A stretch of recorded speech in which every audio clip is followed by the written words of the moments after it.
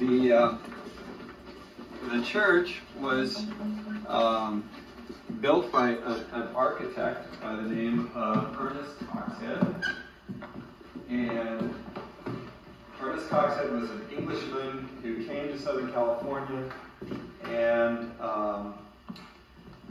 he had originally, when he was in England, been a naval architect, building wooden sailing ships. And so if you look up at the structure up above, it has a lot of it looks like a ship turned upside down. Like a skeleton of the inside of a ship, like the bow. Yes, turned upside down. The church has been remodeled over the years, and initially it had a wooden screen in between the sanctuary area and where the people sit in the pews.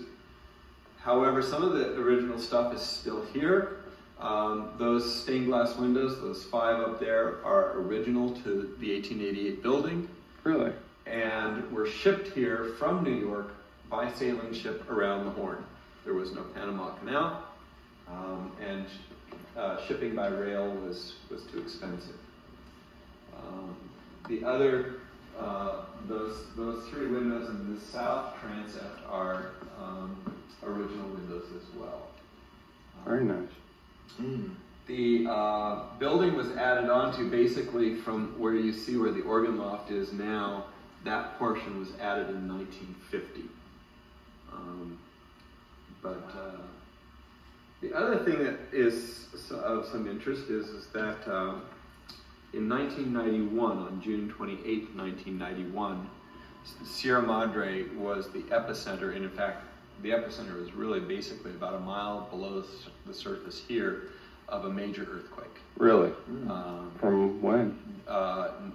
It was at 7:43 in the morning, and we had significant damage here in the church.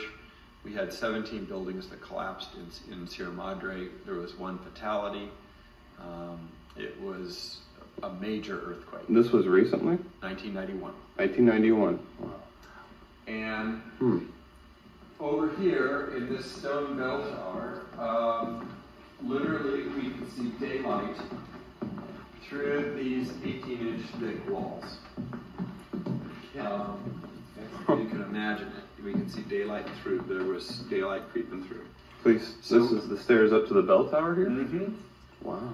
And so we had to go through a 9-month restoration project to basically, without destroying the historical integrity of the building, we had to find a way to turn this from unreinforced stone masonry into reinforced stone masonry. So right here is one of the small things that you can actually see, but there were 47 holes drilled through the bell tower, core drilled all the way through, and then the underneath this stone plug, which is about this thick, there is steel now, and the whole building was, as the architect said, stitched back together again, in place. That's awesome. Well, and it's worth saving, I'll tell you. Yes. So we were able to do this. This, at the time, was the largest project of its type ever undertaken of unreinforced stone masonry. Since then, the technique has become pretty widespread. But this is just the evidence. We didn't want to have anything really, we didn't want big steel plates showing or anything along that line. Nothing changed. That's pretty inconspicuous. I probably would have never seen that. But there's 47 of those holes throughout the whole stone structure. Wow. But you have to really know where to look. And, you can see another one right there. Another one is right down here. So, I mean, it's very inconspicuous. And how long have you been here, sir? 23 years. Really? It's been a long time, and I'm enjoying every minute of it. So you were here during 91 when I was here. Wow. Some people ask the story about the big wooden crucifix that hangs here. It was not. It's not original to the building, but there's a fun story that goes with it.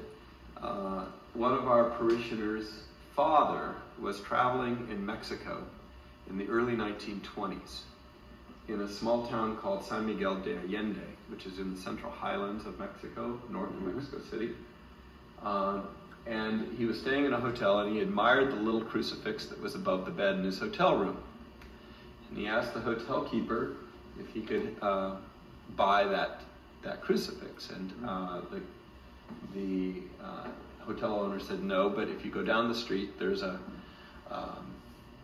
wood carver, and he'll make you one just like it. He made that one, he'll make you one. So he did, and asked if it could be shipped up to Pasadena. And evidently there was some sort of a language mix-up, because this is what arrived some months later. And it sat in his garage until 1950, when there was some when they were doing some remodeling, and so that's hung here now since 1950. Amazing. But back to the earthquake. That is what we often call our ecclesiastical seismometer, because when there's an earthquake, it swings. Oh yeah. Oh yes. Pendulum. So I had a question though. Sure. What is that over there? That little desk right there by the banner. okay, well that's it's basically a table that we use for putting out the vessels for when we have Holy Communion. We put the water, the wine, the bowls, the plates, the chalices on it. And then the wooden stand that's on it goes back up onto the altar, and that holds the book. So, but the thing that's also fun about underneath that desk that you can't see because it's hidden up is the plaque that commemorates the fact that Louis Redner Dalrymple, one of the priests of the parish, who died in 1903, is buried literally right below the altar. So if you go down into the undercroft and you crawl out there, that's where Louis Redner Dalrymple is buried.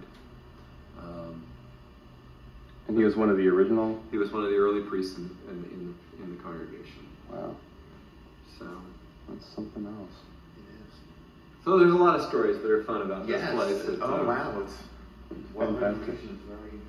What was your name, sir? I'm Michael Bamburger. I'm the rector of the parish. Thank you, Father Bamburger. We appreciate it. You're welcome. Much.